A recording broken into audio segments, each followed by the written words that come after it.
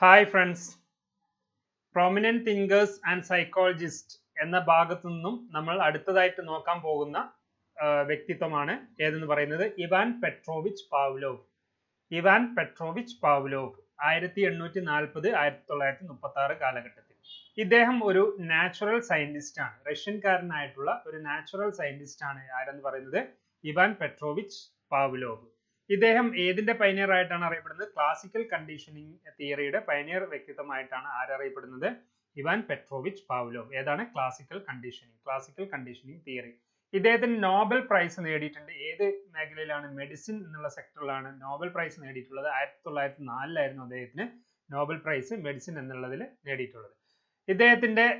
ഇദ്ദേഹത്തിനോട് തുടർച്ചയായിട്ടാണ്, അല്ലെങ്കിൽ ഇദ്ദേഹത്തിന്റെ ആശയത്തിന് തുടർച്ചയായിട്ടാണ് എക്സ്പെരിമെന്റൽ സൈക്കോളജി അതേപോലെ തന്നെ ക്ലിനിക്കൽ സൈക്കോളജി കൂടുതലായിട്ട് പഠനം നടത്തി വന്നിട്ടുണ്ടായിരുന്നത്. അതായത് Pavlov's thought paved way for further study in experimental psychology and clinical psychology. Experimental സൈക്കോളജിക്കും ക്ലിനിക്കൽ സൈക്കോളജിക്കും കോൺട്രിബ്യൂഷൻ നൽകിയിട്ടുള്ള വ്യക്തി ആരാണ്? പാവ്ലോവ് ആണ്. അല്ലെങ്കിൽ അദ്ദേഹത്തിന്റെ തുടർച്ചയായിട്ടാണ്, അദ്ദേഹത്തിന്റെ ആശയങ്ങൾ ഉൾപ്പെടുത്തിക്കൊണ്ടാണ് ഏത് വന്നിട്ടുള്ളത്? Experimental psychology and clinical psychology എന്നുള്ള ആ തിയറീസ് വന്നിട്ടുണ്ടായിരുന്നത്. Then next point, psychology and neurology are his areas of research. Pavlov, Ivan Petrovich പാവ്ലോവുടെ റിസർച്ച് ഏരിയ എന്ന് പറയുന്നത് ഏതൊക്കെയാണ്? സൈക്കോളജി ആൻഡ് ന്യൂറോളജി എന്നുള്ളതാണ്. അദ്ദേഹം ഏറ്റവും കൂടുതലായിട്ട് സെൻട്രലൈസ് ചെയ്ത് നിന്നിട്ടുള്ള അല്ലെങ്കിൽ കോൺസെൻട്രേറ്റ് ചെയ്തിട്ടുള്ള ഏതിലാണ്? കണ്ടീഷനിങ് എന്നുള്ള ഇതിലാണ്. പാവ്ലോവ് കോൺസെൻട്രേറ്റഡ് ഓൺ കണ്ടീഷനിങ് എന്നുള്ളതാണ്. അപ്പോൾ ഈ കണ്ടീഷനിങ്ങിനെ ബിഹേവിയറിസത്തിന്റെ 3 മേഖലയിൽ വരുന്ന ഒന്നാണ് ഏതെന്ന് പറയുന്നത്? കണ്ടീഷനിങ് എന്ന് പറയുന്നത്. അപ്പോൾ ബിഹേവിയറിസം ഹാസ് 3 മെയിൻ ബ്രാഞ്ചസ് എന്നുള്ള രീതിയിലും കൂടി നമ്മൾ ഓർത്ത് വെക്കേണ്ടതായിട്ടുണ്ട്. ഏതാണ്? ബിഹേവിയറിസത്തിന് 3 ബ്രാഞ്ചുകൾ കൂടിയുണ്ട്. 3 ബ്രാഞ്ചുകളാണുള്ളത്. അതിലൊരു ബ്രാഞ്ചിലാണ് ആര് കോൺസെൻട്രേറ്റ് ചെയ്തിട്ടുള്ളത്? ഇവാൻ പെട്രോവിച്ച് പാവ്ലോവ് കോൺസെൻട്രേറ്റ് ചെയ്തിട്ടുള്ളത്. അപ്പൊ ബിഹേവിയറിസത്തിന്റെ 3 ബ്രാഞ്ചുകൾ എന്നറിയപ്പെടുന്നത് ഏതൊക്കെയാണ്? ഒന്ന് കണക്ഷനിസം, ഒന്ന് കണ്ടീഷനിങ്, മറ്റൊന്ന് റീഇൻഫോഴ്സ്മെന്റ് എന്നുള്ളതാണ്. അപ്പോൾ ഏതൊക്കെയാണ് ബിഹേവിയറിസത്തിന്റെ 3 ബ്രാഞ്ചുകൾ എന്നറിയപ്പെടുന്നത്? Connectionism, conditioning and reinforcement. അപ്പോൾ ഇവാൻ പെട്രോവിച്ച് പാവ്ലോവുമായി ബന്ധപ്പെട്ട് ഇൻട്രൊഡക്ടറി പാർട്ട് എന്ന രീതിയിൽ നമ്മൾ ഓർത്തു വെക്കേണ്ടതായിട്ടുള്ള പോയിന്റ്സുകളാണ് ഈ കാണുന്നത്. ഒന്ന്, റഷ്യൻകാരനാണ്, നാച്ചുറൽ സയന്റിസ്റ്റുകാരനാണ്, ക്ലാസിക്കൽ കണ്ടീഷനിങ്ങിന്റെ പൈനിയർ ആണ്. അദ്ദേഹത്തിന് നോബൽ പ്രൈസ് നേടിയിട്ടുള്ള മെഡിസിനിലാണ്. 1904 അദ്ദേഹത്തിന് നോബൽ പ്രൈസ് നേടിയിട്ടുള്ളത്. അദ്ദേഹത്തിന്റെ എക്സ്പെരിമെന്റൽ സൈക്കോളജി, ക്ലിനിക്കൽ സൈക്കോളജിയിലേക്ക് അദ്ദേഹം കോൺട്രിബ്യൂഷൻ വന്നിട്ടുണ്ട്. അദ്ദേഹത്തിന്റെ കോൺസെപ്റ്റുകൾ കോൺട്രിബ്യൂട്ട് ചെയ്യപ്പെട്ടിട്ടുണ്ട്. സൈക്കോളജി ആൻഡ് ന്യൂറോളജി എന്നുള്ള റിസർച്ച് മേഖലയാണ് അദ്ദേഹത്തിൻ്റെത്. പാവ്ലോവ് കോൺസെൻട്രേറ്റ് ചെയ്തിട്ടുള്ളത് കണ്ടീഷനിങ് എന്നുള്ള മേഖലയിലാണ്. ആ കണ്ടീഷനിങ് എന്നുള്ളത് ബ്രാഞ്ചിന്റെ ഒരു ബിഹേവിയറിസത്തിന്റെ ഒരു ബ്രാഞ്ച് കൂടിയാണ് എന്ന് പറയുന്നത് കണ്ടീഷനിങ് എന്ന് പറയുന്നത്. അപ്പോൾ ബിഹേവിയറിസത്തിന്റെ മറ്റ് 3 ബ്രാഞ്ചുകൾ എന്നറിയപ്പെടുന്നത് കണക്ഷനിസം, കണ്ടീഷനിങ് ആൻഡ് റീഇൻഫോഴ്സ്മെന്റ് എന്നുള്ള കാര്യങ്ങളാണ്. അപ്പോൾ അദ്ദേഹത്തിന്റെ തിയറിക്ക് പറയുന്ന പേരാണ് ക്ലാസിക്കൽ കണ്ടീഷൻ. എന്താണ്? ക്ലാസിക്കൽ കണ്ടീഷനിങ് എന്നുള്ളതാണ് അദ്ദേഹത്തിന്റെ തിയറിക്ക് പറയുന്ന പേര്.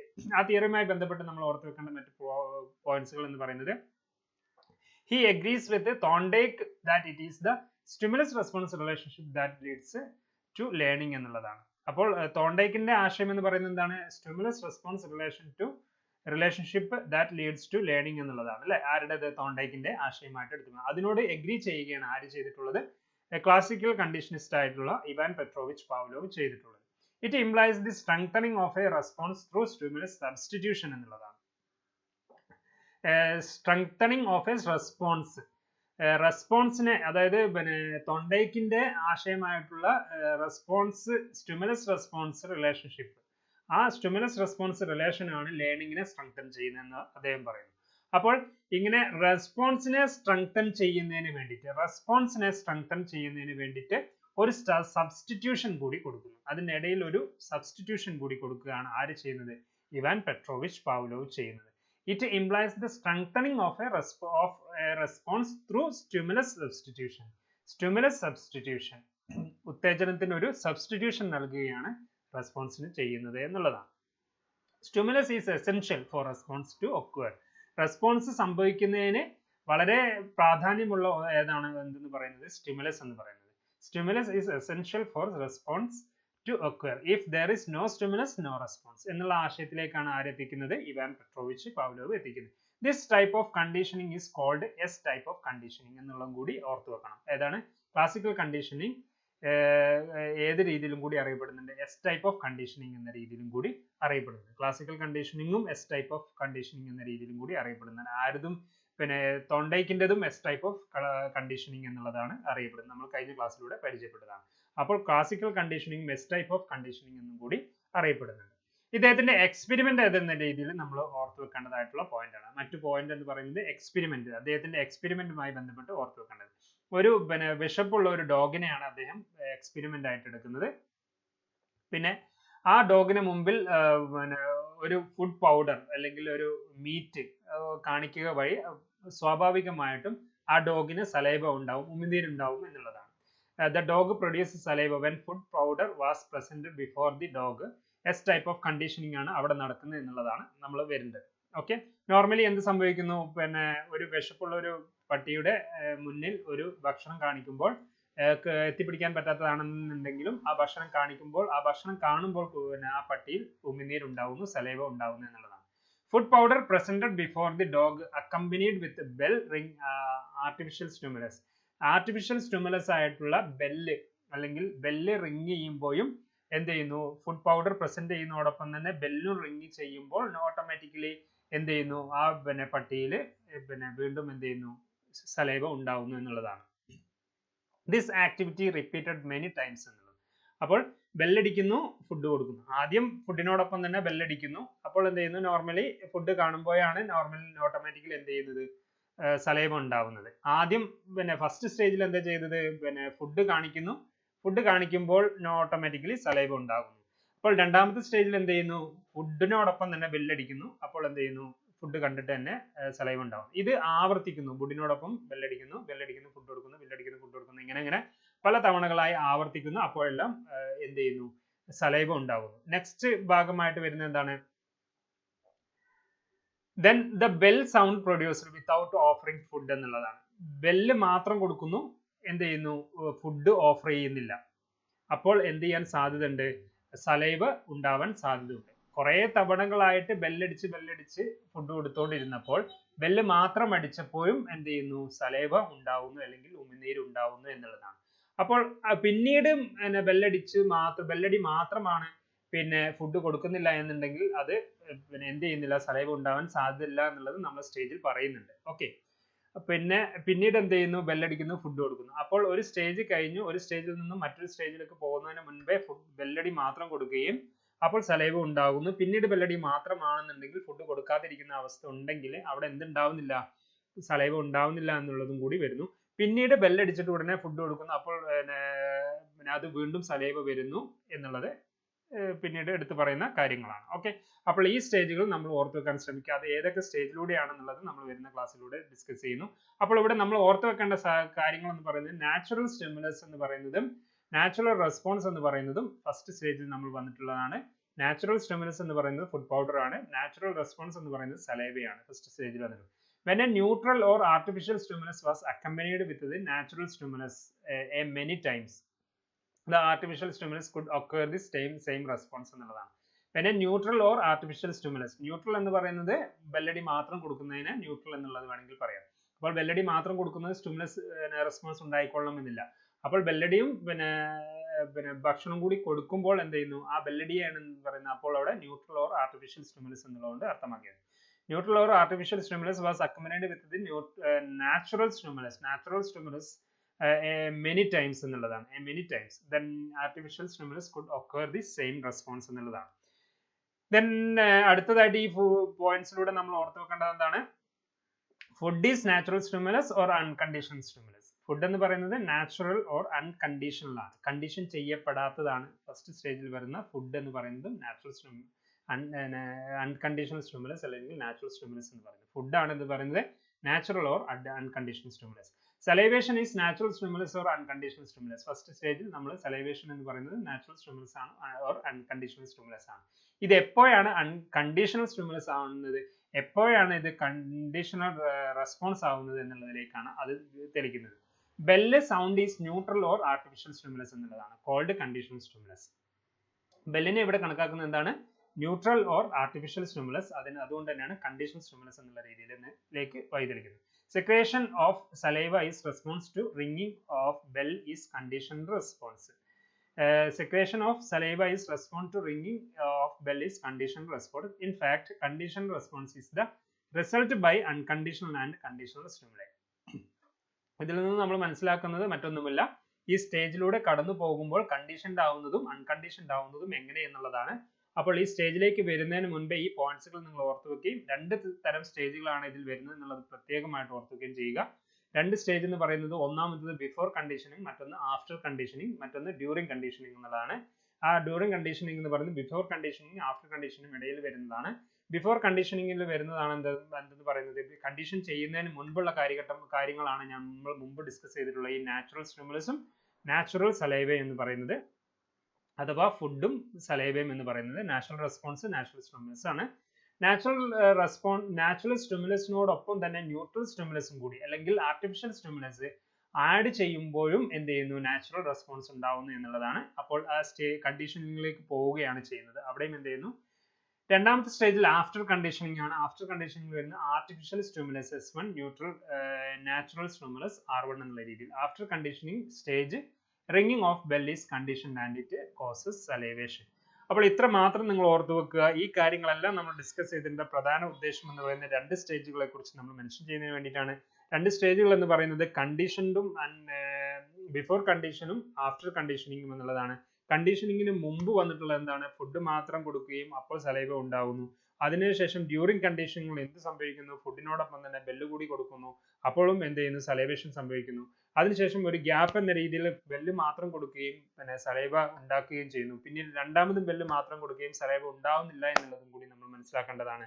അതിനുശേഷം പിന്നെ ബെല്ല് കടി കൊടുക്കുകയും ഒപ്പം തന്നെ ഫുഡ് കൊടുക്കുകയും അത് പല തവണ ആവർത്തിക്കുക വഴി പിന്നെ ഡോഗിൽ എന്തുണ്ടാവുന്നു, സലൈവേഷൻ ഉണ്ടാവുന്നു എന്നുള്ളതാണ്. ആ സ്റ്റേജിനെയാണ് എന്ന് പറയുന്നത് കണ്ടീഷൻഡ് ആയിട്ടുള്ള സ്റ്റേജ് എന്ന് പറയുന്നത്. കണ്ടീഷൻഡ് സ്റ്റേജ് എന്നുള്ളതാണ് അവിടെ പറയുന്നത്.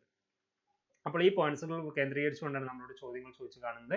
അടുത്തതായിട്ട് വരുന്ന മറ്റൊരു പോയിന്റ് ആയിട്ട് വരുന്നതാണ് എഡ്യൂക്കേഷണൽ ഇംപ്ലിക്കേഷൻസ് എന്നുള്ളതാണ്. എഡ്യൂക്കേഷണൽ ഇംപ്ലിക്കേഷൻസിൽ എടുത്ത് പറയുന്നത് എന്താണ്, ഈ കണ്ടീഷണൽ ക്ലാസിക്കൽ കണ്ടീഷനിങ്ങുമായി ബന്ധപ്പെട്ട് നമുക്ക് ഉൾപ്പെടുത്താൻ കഴിയുന്ന പിന്നെ കാര്യമാണ് ഇതെന്ന് പറയുന്നത്. എഡ്യൂക്കേഷണൽ ഇംപ്ലിക്കേഷനിലൂടെ ഉണ്ടാക്കിയെടുക്കാൻ കഴിയുന്ന കാര്യമാണിത്. Fear, love and hatred towards specific subjects can be created through conditioning എന്നുള്ളതാണ്. പേടിയും സ്നേഹവും വെറുപ്പും ഒക്കെ നമുക്ക് ഈ ക്ലാസിക്കൽ കണ്ടീഷനിങ്ങിലൂടെ അല്ലെങ്കിൽ പിന്നെ അനുബന്ധനത്തിലൂടെ നമുക്ക് ഉണ്ടാക്കിയെടുക്കാൻ കഴിയും എന്നുള്ളതാണ്. അല്ലെങ്കിൽ ഒരു സബ്സ്റ്റിറ്റ്യൂഷനിലൂടെ നമുക്ക് ഉണ്ടാക്കിയെടുക്കാൻ കഴിയും എന്നുള്ളതാണ് ഇവിടെ പറയുന്നത്. The good method and kind treatment of teacher can bring desirable impact upon the learner എന്നുള്ളതാണ്. Okay, the good method and kind treatment, നല്ല മെത്തേഡിൽ ഒരു അധ്യാപകൻ കുട്ടികളെ ദയോട് കൂടി ട്രീറ്റ് ചെയ്യുകയാണെന്നുണ്ടെങ്കിൽ ഒരു കുട്ടികളിൽ നല്ലൊരു ഇമ്പാക്ട്, അനുയോജ്യമായിട്ടുള്ള ഒരു ഇമ്പാക്ട് ഉണ്ടാക്കിയെടുക്കാൻ കഴിയും. അത് ക്ലാസിക്കൽ കണ്ടീഷനിലൂടെ നമുക്ക് മനസ്സിലാക്കിയെടുക്കാൻ കഴിയുന്നതാണ്. The learners may like the boring subjects because of teachers role. Boring സബ്ജക്റ്റുകൾ ഒരു അധ്യാപകൻ നല്ല രീതിയിൽ പ്രസന്റ് ചെയ്യുകയും നല്ല ആത്മാർത്ഥതയോടും അല്ലെങ്കിൽ കുട്ടികളോടുള്ള ഇഷ്ടം പ്രീതി പിടിച്ചു പറ്റത്തക്ക രീതിയിൽ നമ്മൾ ക്ലാസ് എടുത്തു കൊടുക്കുകയും ചെയ്യുകയാണെങ്കിൽ എന്ത് സംഭവിക്കും, പിന്നെ ഈ ബോറിംഗ് സബ്ജക്റ്റ് കുട്ടികൾക്ക് ബോറല്ലാതാക്കി മാറ്റാൻ കഴിയുമെന്നുള്ളതാണ്. മാത്തമാറ്റിക്സിലൊക്കെ പ്രത്യേകിച്ച് എടുത്ത് പറയുന്ന കാര്യങ്ങൾ. ആ മാത്തമാറ്റിക്സ് ഒക്കെ വെറുപ്പും ബുദ്ധിമുട്ടുള്ളതാണെങ്കിൽ നല്ല കൈൻഡ് കോപ്പറേഷനും നല്ല കൈൻഡ് ട്രീറ്റ്മെന്റും ഒക്കെ അധ്യാപകൻ കൊടുക്കുകയാണെന്നുണ്ടെങ്കിൽ ആ കുട്ടികളിൽ എന്തുണ്ടാക്കിയെടുക്കാൻ കഴിയും, ആ ബോറിംഗ് അവിടെ ഇല്ലാതാക്കി മാറ്റാൻ കഴിയുമെന്നുള്ളതാണ്. In teaching audio visual aid role is very vital എന്നുള്ളതാണ്, വളരെ ഇമ്പോർട്ടൻ്റ് ആണ്. When a teacher wants to reach cat she shows the picture of the cat along with the spelling. After a while when only picture is shown learners spell the word cat എന്നുള്ളത്. Okay, picture കാണിച്ച് പഠിപ്പിക്കുന്നതിനെ കുറിച്ചാണ് ഇവിടെ mention ചെയ്യുന്നത്. അത് visual aid, audio aid ഇതൊക്കെ വളരെ important ആയിട്ട് വരുന്നതിൽ ഇമ്പോർട്ടൻ്റ് ആണ്. പിക്ചറൈസ് ചെയ്യുക, പിക്ചർ കാണിച്ചു കൊടുക്കുക, എന്നിട്ട് ആ പിക്ചർ മാത്രം കാണിച്ചു കൊടുത്തുകൊണ്ട് ആ സ്പെല്ലിങ്ങിലേക്ക് കുട്ടികളെ എത്തിക്കുക എന്നുള്ളതാണ് ഇവിടെ എടുത്തു പറയുന്നത്. To develop good habits and elimination of bad ones and various kinds of phobias can be controlled through conditioning. ഇതൊരു തെറാപ്പിറ്റിക്കൽ ആയിട്ടുള്ള ഭാഗങ്ങളിൽ എടുത്തു പറയുന്ന കാര്യമാണ്. പിന്നെ ഹാബിറ്റുകൾ, ഗുഡ് ഹാബിറ്റ് ഉണ്ടാക്കാനും ബാഡ് ഹാബിറ്റുകൾ ഒഴിവാക്കാനും അല്ലെങ്കിൽ എലിമിനേറ്റ് ചെയ്യാനും തുടച്ചു നീക്കാനും ഒക്കെ, അല്ലെങ്കിൽ ഫോബിയാസ് പേടികൾ, പ്രത്യേക തരത്തിലുള്ള പേടികളെ ഇല്ലാതാക്കാനും ഏതിലൂടെ കഴിയും, കണ്ടീഷനിങ്ങിലൂടെ കഴിയും എന്നുള്ളതാണ്. അപ്പോൾ ഇത്രയും എഡ്യൂക്കേഷണൽ ഇംപ്ലിക്കേഷൻസ് ആണ് ഇതിൽ വരുന്നത്. ഇവാൻ പെട്രോവിച്ച് പാവ്ലോവുമായിട്ടുള്ള ക്ലാസിക്കൽ കണ്ടീഷനിങ് തിയറിയുമായി ബന്ധപ്പെട്ട് 1840-1936 ജീവിച്ചിരുന്ന ഇവാൻ പെട്രോവിച്ച് പാവ്ലോവുമായി ബന്ധപ്പെട്ട് നമുക്ക് പ്രധാനമായിട്ടും ചോദിക്കുന്ന കാര്യങ്ങളായിട്ട് എടുത്ത് പറയുന്നത്. ഇതുമായി ബന്ധപ്പെട്ട് നമ്മളോട് ചോദിച്ചിട്ടുള്ള കുറച്ച് ചോദ്യങ്ങൾ കൂടി നോക്കാം. The theory which eventually became the foundation of behaviorism was ഏതാണ്? The theory which eventually became the foundation of behaviorism was ഏതാണ്? ക്ലാസിക്കൽ ആണോ, കണക്ഷനിസം ആണോ, ഓപ്പറന്റ് ആണോ, റീഇൻഫോഴ്സ്മെന്റ് ആണ്? ഏതിനെ തന്നെയാണ് ബേസിക് ബിഹേവിയറിസത്തിന്റെ ബേസ് ആയിട്ട് കണക്കാക്കുന്നത്? ക്ലാസിക്കൽ കണ്ടീഷനിങ്ങിനെയാണ്. Then Pavlovian responding theory is mere linked with എന്തുമായിട്ട് ലിങ്ക് ചെയ്യപ്പെട്ടിട്ടുള്ളതാണ്? Pavlovian reinforcement, associative learning, insightful learning, concept formation ഏതുമായി ബന്ധപ്പെട്ടതാണ്? associative learning അല്ലെ, കണ്ടീഷനിങ്, അസോസിയേറ്റീവ് ലേണിംഗ് അല്ലെങ്കിൽ കണ്ടീഷനിങ്ങുമായി ബന്ധപ്പെട്ടുള്ളതാണ് ഏതെന്ന് പറയുന്നത്? പാവ്ലോവിയൻ റെസ്പോണ്ടിങ് തിയറി എന്ന് പറയുന്നത്. Unconditional stimuli are basically unconditional stimuli എന്ന് പറയുന്നത് ബേസിക്കലി സീസണൽ സ്റ്റിമുലൈ ആണോ, ന്യൂട്രൽ സ്റ്റിമുലൈ ആണോ, ബയോളജിക്കൽ പൊട്ടൻഷ്യൽ സ്റ്റിമുലൈ ആണോ, ഓൾ ഓഫ് ദീസ് ആണ്. അൺകണ്ടീഷണൽ സ്റ്റിമുലൈ ഇത് ഏതാണ്? അൺകണ്ടീഷണൽ സ്റ്റിമുലൈ ഏതാണ്? ന്യൂട്രൽ സ്റ്റിമുലൈ ആണ്. അൺകണ്ടീഷണൽ സ്റ്റിമുലൈ എന്ന് പറയുന്നത് ഡ്യൂറിങ് കണ്ടീഷൻ എന്നുള്ളതിൽ വരുന്ന ആ റിംഗിങ് ബെല്ലാണ് അൺകണ്ടീഷണൽ സ്റ്റിമുലൈ. കണ്ടീഷൻ ചെയ്യപ്പെടാത്ത ആ സംഭവത്തെയാണ് ന്യൂട്രൽ സ്റ്റിമുലൈ. ആ ന്യൂട്രൽ സ്റ്റിമുലൈ ആർട്ടിഫിഷ്യൽ സ്റ്റിമുലൈ കണ്ടീഷനിലാക്കുന്നതിലേക്ക് എത്തുന്നതിന് തൊട്ട് മുമ്പുള്ള സ്റ്റേജ് ആണ് ന്യൂട്രൽ സ്റ്റിമുലൈ. രണ്ടിനും എന്ത് തന്നെയാണ്? ബെൽ റിംഗിങ് തന്നെയാണ് ഉദ്ദേശിക്കുന്നത്. പക്ഷേ വെറുതെ ബെല്ല് മാത്രം, അതായത് ബെല്ലടി പലതവണ ആവർത്തിക്കുന്നതിന് മുൻപേ വെറുതെ ബെല്ലടി മാത്രം കൊടുക്കുന്നതുകൊണ്ട് സലവേഷൻ ഉണ്ടായിക്കൊള്ളുന്നില്ല. അപ്പോൾ അതിനെയാണ് എന്ന് പറയുന്നത് ന്യൂട്രൽ സ്റ്റിമുലൈ എന്നുകൊണ്ട് അർത്ഥമാക്കുന്നത്. പക്ഷെ ബെല്ലടി തന്നെയാണ്, അതൊന്ന് ഓർത്ത് വെക്കുക. Unconditional stimuli are basically neutral stimuli. A conditional response acquired through experience is less permanent than unconditional response ആണോ? More permanent than unconditional response ആണോ? Equally permanent to unconditional response ആണോ? More strong than unconditional response ആണോ? A conditional response acquired through experience, condition ചെയ്യപ്പെട്ടുള്ള response more permanent ആയിരിക്കും. Condition ചെയ്യപ്പെട്ടിട്ടുള്ള response more permanence than unconditional response എന്നുള്ളതാണ്. Conditional response acquired through experience more permanent than unconditional response. According to Pavlov, when only neutral stimulus, ringing of bell, neutral stimulus എന്ന് പറയുന്നത് ringing of bell, ആ stage during കണ്ടീഷന് തൊട്ട് മുമ്പ് ബെല്ലടി മാത്രം കൊടുക്കുന്നത്. പിന്നെ according to Pavlov, when only neutral stimulus, ringing of bell, was presented, neutral or unconditional response occurred, no response occurred, unconditional response strengthened, conditional response occurred. ഇവിടെ എന്താണ്? no response occurred എന്നുള്ളതാണ്. ഒരു response ഉണ്ടാവുന്നില്ല. ഫുഡ് മാത്രം കൊടുക്കുമ്പോൾ salivation ഉണ്ടാവുന്നു. അപ്പോൾ തന്നെ ബെല്ല് മാത്രം കൊടുക്കുമ്പോൾ സലൈവേഷൻ ഉണ്ടാവുന്നില്ല. അതിനുശേഷം ഈ ബെല്ലടിയും ഫുഡും ഒരുമിച്ച് കൊടുത്ത് പലതവണ ആവർത്തിച്ച് അതിനുശേഷമാണ് എന്ത് ചെയ്യുന്നത്? റെസ്പോൺസ് ഉണ്ടാവുന്നത്. അവിടെയാണ് ഇവിടെ എന്തെന്ന് പറയുന്നത്? ന്യൂട്രൽ സ്റ്റിമുലസ് എന്ന് പറയുന്നത്. ആർട്ടിഫിഷ്യൽ സ്റ്റിമുലസ്, ഈ ന്യൂട്രൽ സ്റ്റിമുലസിനെ തന്നെ ആർട്ടിഫിഷ്യൽ സ്റ്റിമുലസ് എന്നിലേക്ക് മാറുന്നു. അത് കണ്ടീഷൻ ചെയ്യപ്പെടുമ്പോഴാണ് ഈ ബെല്ലിനെ തന്നെ എന്തായിട്ട് അറിയപ്പെടുന്നത്? ആർട്ടിഫിഷ്യൽ സ്റ്റിമുലസ് എന്ന രീതിയിൽ അറിയപ്പെടുന്നത്. Okay. Then conditioned does not involve the acquisition of any new behavior. Conditioning does not involve the acquisition of any new behavior, but rather the tendency to respond in old ways to new stimulus. നമ്മൾ മുൻപത്തെ തിയറിയിൽ നമ്മൾ mention ചെയ്തതുപോലെ വരുന്ന ഒരു കാര്യമാണ്. Conditioning does not involve the acquisition of any new behaviour, but rather the tendency to respond in old ways to new stimulus. Okay, മുൻപുള്ള ഒരു സ്റ്റിമുലസിനെ പുതിയൊരു സ്റ്റിമുലസിലേക്ക് ബന്ധപ്പെടുത്തിക്കൊണ്ടാണ് എന്ത് ചെയ്യുന്നത്? അസോസിയേറ്റീവ് ചെയ്യപ്പെട്ടുകൊണ്ടാണ് എന്ത് ചെയ്യുന്നത്? അത് വരുന്നത്. With respect to Pavlovian responding theory of classical conditioning, above statement is true എന്നുള്ളതാണ്. ഓക്കെ, ഏതാണ്? ട്രൂ എന്നാണ്. Conditioning does not involve the acquisition of a new behaviour, ഒരു പുതിയൊരു ബിഹേവിയർ ഉണ്ടാക്കുന്നതിലേക്ക് കണ്ടീഷൻ ചെയ്യപ്പെടുന്നില്ലെങ്കിലും but rather the tendency to respond in old ways to new stimulus എന്നുള്ളതാണ്. The next one, a maths teacher with her defective method of teaching and improper behavior. A maths teacher with her defective method of teaching and improper behavior in the classroom may be disliked by the learner. The learner develops hatred towards the maths. This is an example of what? Classical conditioning, operant conditioning, connectionism, reinforcement. ഏത് തന്നെയാണ് നമുക്ക് അറിയാവുന്നതാണ്. ഈ classical കണ്ടീഷനിൽ എടുത്തു പറഞ്ഞിട്ടുള്ള ഒരു കാര്യമാണ്, എഡ്യൂക്കേഷണൽ ഇംപ്ലിക്കേഷനിൽ എടുത്തു പറഞ്ഞിട്ടുള്ള ഒരു കാര്യമാണ്. ടീച്ചറുടെ ഇൻവോൾവ്മെന്റ് അല്ലെങ്കിൽ ടീച്ചറുടെ കൈൻഡ് പെർഫോമൻസിനനുസരിച്ച് കുട്ടികൾക്ക് ടീച്ചറോട് ഇഷ്ടം തോന്നുകയും അതിനോട് താല്പര്യം തോന്നുകയും ആ സബ്ജക്റ്റിനോട് താല്പര്യം തോന്നി കൂടുതൽ പഠിച്ചെടുക്കുകയും ഒക്കെ ചെയ്യുന്ന ഒരു അവസ്ഥ.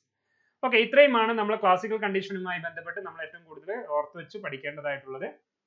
മറ്റെന്തെങ്കിലും കാര്യങ്ങളുണ്ടെങ്കിൽ മറ്റു ക്ലാസ്സുകളിലൂടെ ഇതുമായി ബന്ധപ്പെട്ട് നമുക്ക് ക്വസ്റ്റ്യൻസ് പ്രിപ്പയർ ചെയ്യുന്നതിലൂടെ നമുക്ക് ഉൾപ്പെടുത്താവുന്നതാണ്. ഇപ്പോൾ ഇതുവരെ എടുത്തിട്ടുള്ള ഈ ക്ലാസ്സുകൾ നിങ്ങൾക്ക് ഏവർക്കും മനസ്സിലായിട്ടുണ്ടാവുമെന്ന് കരുതുന്നു. പരമാവധി നിങ്ങൾ സഹായിച്ച് ഇവയെല്ലാം പോയിന്റ് ഔട്ട് ചെയ്തിട്ട് നോട്ട് ചെയ്ത് പഠിക്കാൻ ശ്രമിക്കുക. എല്ലാവർക്കും നല്ലൊരു പഠനകാലം ലഭിക്കട്ടെ എന്ന് ആത്മാർത്ഥമായി ആഗ്രഹിക്കുന്നു, താല്പര്യപ്പെടുന്നു, പ്രാർത്ഥിക്കുന്നു. എല്ലാവിധ ആശംസകളും നേരുന്നു. Thank you, all the very best.